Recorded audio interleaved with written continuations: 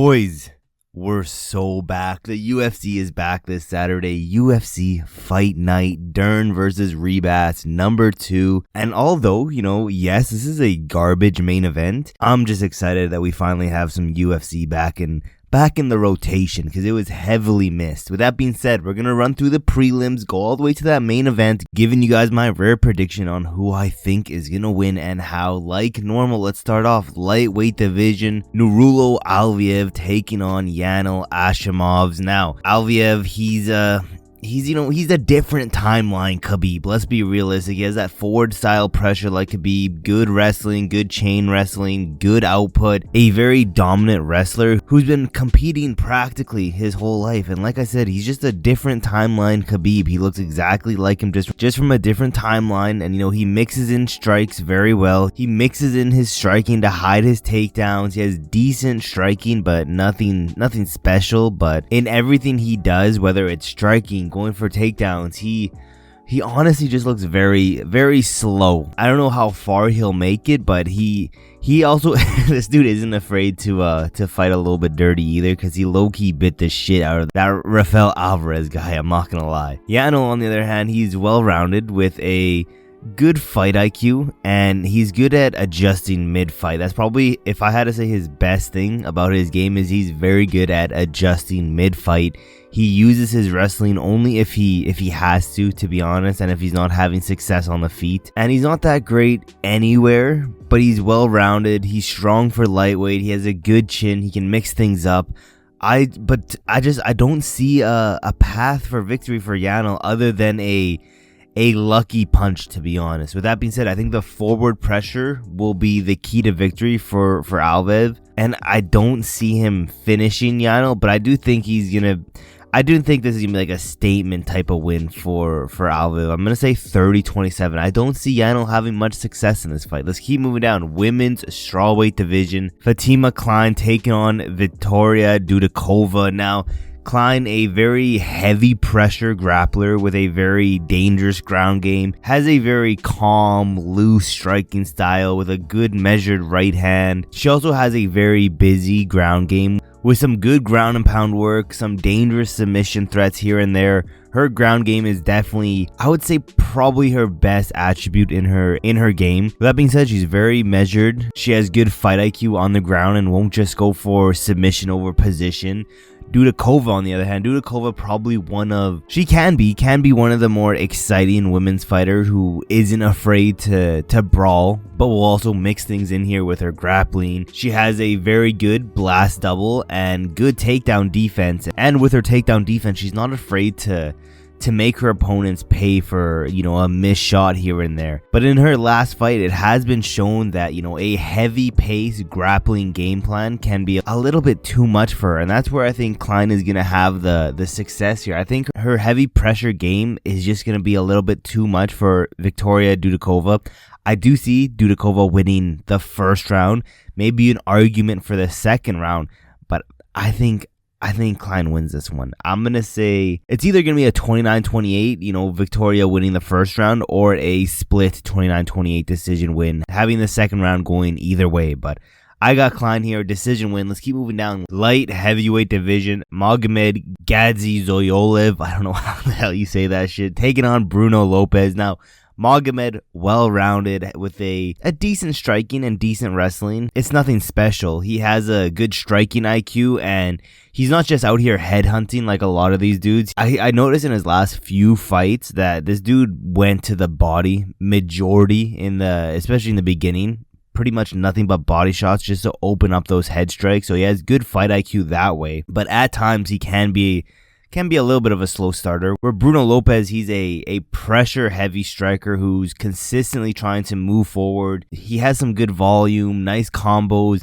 Sometimes he lacks in that fight IQ like a lot of these fighters, but he can go away from his tactical striking and move more into a brawl and throw like a retard, to be honest. And he has decent striking, good ground control, but it's nothing special at the end of the day. I think Magomed is just practically better everywhere, to be honest. And I think he's going to win this one 29-28. I would say Bruno Bruno wins the first round, maybe. Like I said, Magomed could be a little bit of a slow starter, so Bruno could snatch that first round. Second, third, I think he just steamrolls this dude. I don't think he finishes Bruno, but I think it's a pretty dominant second and third round. Let's go down to the flyweight division. Ernesta Kareckaitė taking on Nicole Cagliari. Now, Ernesta, she's a solid striker with good footwork, good speed, good head movement. Doesn't throw, just one punch at a time like some of these other women fighters who will just constantly throw out a jab, maybe a hook, maybe a straight. But this girl likes to throw in combos. Doesn't have the best grappling or takedown defense though, and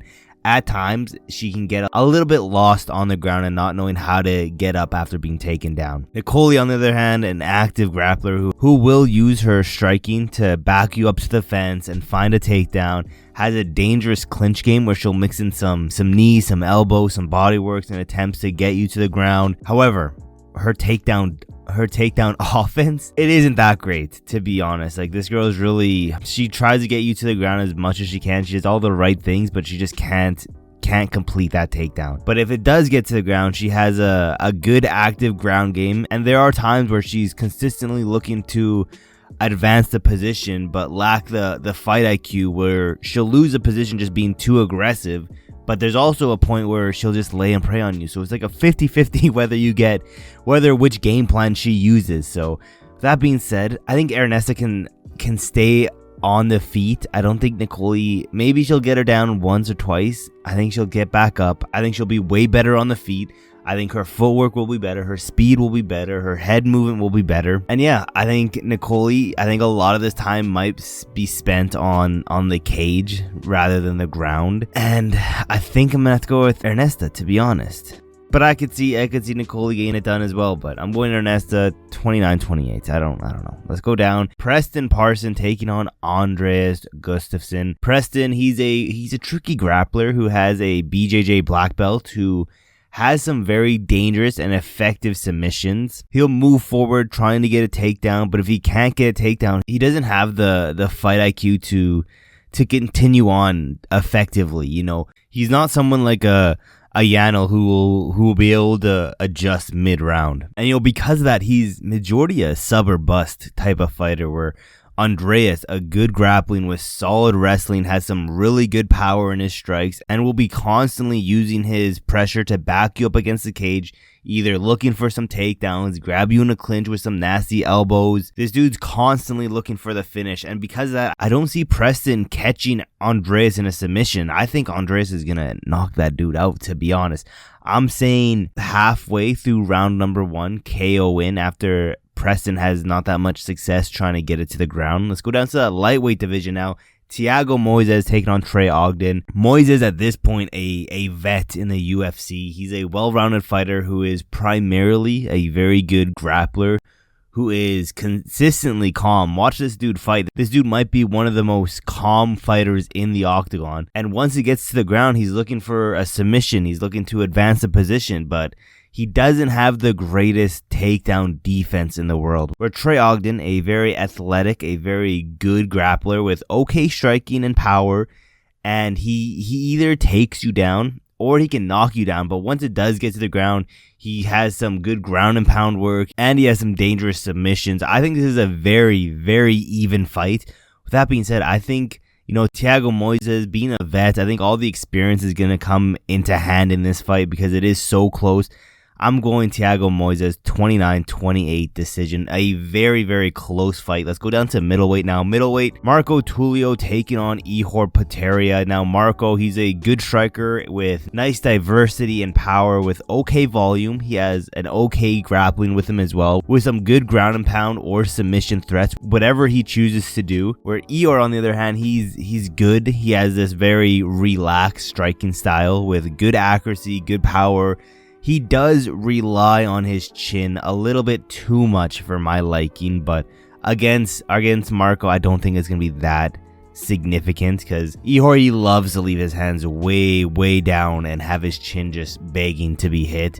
He doesn't have the best takedown defense in the world, but when people do shoot on Ihor, he does make them pay with some follow-up shots. He doesn't let them get a free takedown. And in his last few fights, he has been trying to mix in some takedowns here and there, but Marco, he is making his UFC debut. Yes, Eeyore isn't a can in any way or form, but I just think this is a tailor-made matchup for Marcos to get a ground and pound or submission win against Eeyore, to be honest. And because of that, I'm going round 3, ground and pound TKO win for Marco. I think round 1 and 2, round 1 Eeyore is going to do very, very well.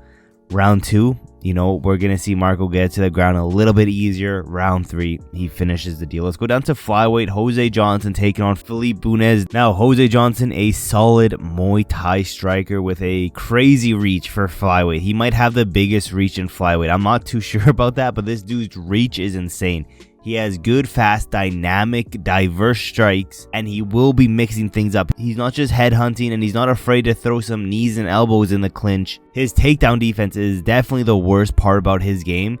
It's pretty bad, I'm not gonna lie. And his takedown offense is okay, but also nothing special. Where Felipe, he's well-rounded BJJ black belt, who, when it does get to the ground, he's always looking for either a submission, advancing position, something to end the fight. But this dude can also throw hands. With that being said, I think Jose Johnson is just slightly better than Felipe Buns. Maybe not on the ground, but definitely striking wise. I think his reach is going to be very hard for Felipe to try to work his way around.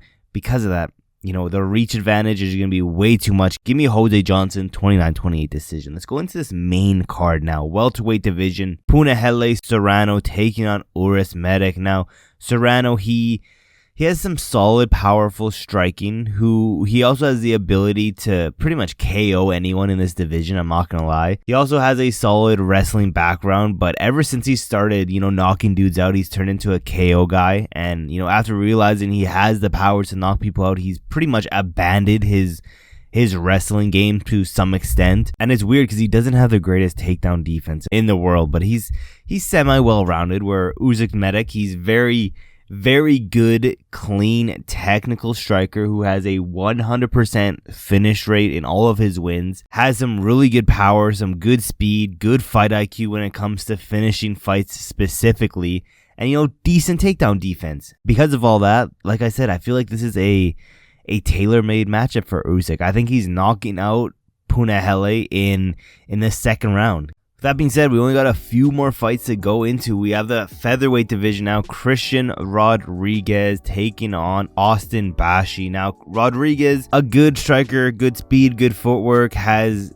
okay takedown defense, and he has beaten many grappling prospects before. This dude has beaten our favorite boy Chiwiwi. He's beaten Cameron Simon. He has a few, prospects under his belt that he's beaten, where Bashi, he is a very well-rounded prospect on the rise. Although, yes, he's well-rounded, his ground game and wrestling is by far the strongest part of his game. Striking is up there, but his ground game and wrestling definitely better. Once it does get to the ground, he can finish you with strikes. He can go for a submission. And unlike people like Chiwiwi, the reason why Chiwiwi lost is he gassed himself out. Austin has cardio to go all 3 rounds if he needs to. Because of that, I think the prospect killing is coming to an end. And I think it's coming to an end real quick. I think Bashi's getting a first round submission over C-Rod, and we're going to have a big prospect on our hands in featherweight this year, early in 2025. Let's go down middleweight division. Chris Curtis taking on Roman Kopylov. A great fight in this middleweight division. Chris Curtis, a very good counter striker with good power, good footwork, and when he does get hit, he rolls with the punches. He will mix in some leg kicks, some body kicks. He's not just head hunting. He has good takedown defense, where Roman Kopylov, on the other hand, he's very well-rounded, a good kickboxer, has very good shot selection and good combos, has good takedown defense. And to be honest, if we're picking on who's the more well-rounded MMA fighter, we're picking Chris Curtis all day long. But I don't know if it's either, Chris Curtis lacks the fight IQ or he has too much ego. I swear he refuses to shoot takedowns. He'd rather get his ass beat up all 3 rounds and not shoot a takedown. So I don't know if it's fight IQ. I don't know if it's the ego. I'm going Roman Kopylov by a 29-28 decision win. Maybe Chris Curtis can win the first round after that. I don't know if Roman Kopylov can knock out someone like a Chris Curtis, but I don't have faith in Chris Curtis also mixing in takedowns. If he does mix in takedowns throughout this fight, he'll win this fight, but if he doesn't, he's just going to be a punching bag for Roman Kopylov. Let's go down middleweight division again. We got Cesar Almeida taking on Abdul, Razak, Alhassan. Now, Cesar Almeida, he's coming from a very high-level kickboxing background. You know, this dude has a win over Alex Pereira in kickboxing.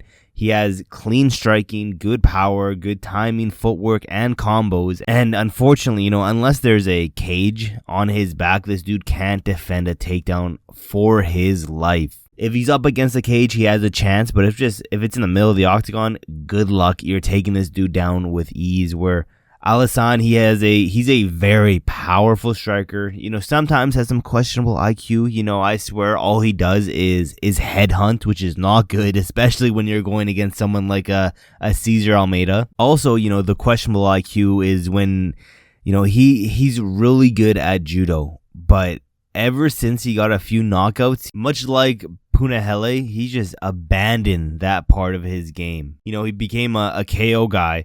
And, you know, when the questionable fight IQ, when he got no contest against Cody Brundage by repeatedly hitting him in the back of the head, you know, I think the striking difference is going to be night and day for Cesar Almeida. I think Cesar Almeida is going to make Alhassan look like he doesn't even belong on there. And I can't trust the fight IQ of Alhassan to mix up some takedowns and mix some things up. So because of that, Cesar Almeida, 30-27 decision win, absolutely schooling Alhassan all 3 rounds. I don't think he's going to finish him, but I think he's going to have his way with him all 3 rounds. Let's go down into that co-main event now. Welterweight division. Santiago Ponzinibbio taking on Carlston Harris. Now, Santiago, a good striker who has decent power. You know, he doesn't have that one-shot knockout power, but he has the power to put you on the ground and finish you with follow-up shots. He has decent speed and pressure. He has great head movement, and he's really good at distant management, where Harris, he's well-rounded. He has some good, sometimes he can have some like crazy striking at times and just go, you know, Cody Garbrandt crazy. He has good power, but also has some underrated sneaky submissions. You know, that's something you have to watch out for. He has decent wrestling, but once it does get to the ground, he's always looking for that next position.